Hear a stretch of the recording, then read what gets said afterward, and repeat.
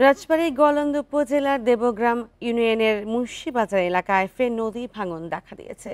গত কয়েকদিনে পদ্মাপাড়ের প্রায় ৩ কিলোমিটার কৃষি জমি পদ্মায় বিলীন হয়ে গেছে।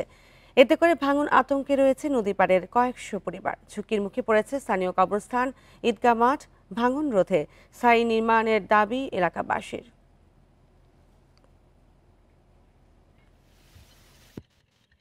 পদ্মার পানি বৃদ্ধির সঙ্গে স্রোত ও ঢেউয়ে রাজবাড়ীর গোয়ালন্দর ছোট পাকলা, দেবগ্রাম ও দৌলতদিয়া ইউনিয়নের ৩ কিলোমিটার এলাকা জুড়ে ভয়াবহ ভাঙন দেখা দিয়েছে। গত কয়েকদিনে নদী গর্ভে বিলীন হয়ে গেছে ৫০ বিঘা ফসলি জমি। হঠাৎ ভাঙনে দিশেহারা পদ্মাপাড়ের কৃষকরা। কেউ হারিয়েছেন পাট, কেউ বা ধান আর পটলের ক্ষেত। ঝুঁকিতে রয়েছে স্কুল, কবরস্থান, মসজিদ ও শতাধিক বসতবাড়ি। কয়েকদিন ধরে ভাঙতেছে, মেলা ভেঙে গেল।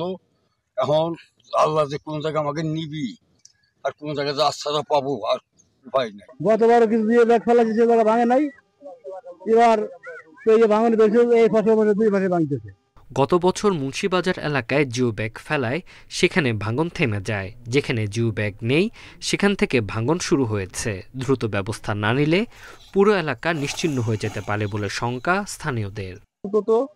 জিও ব্যাগ ফেলা যেন এই নদীটা মোটামুটি শাসন করার একটা ব্যবস্থা করে, যাতে আর না ভাঙে। দ্রুতই ভাঙন রোধে কাজ শুরু করার আশ্বাস পানি উন্নয়ন বোর্ডের।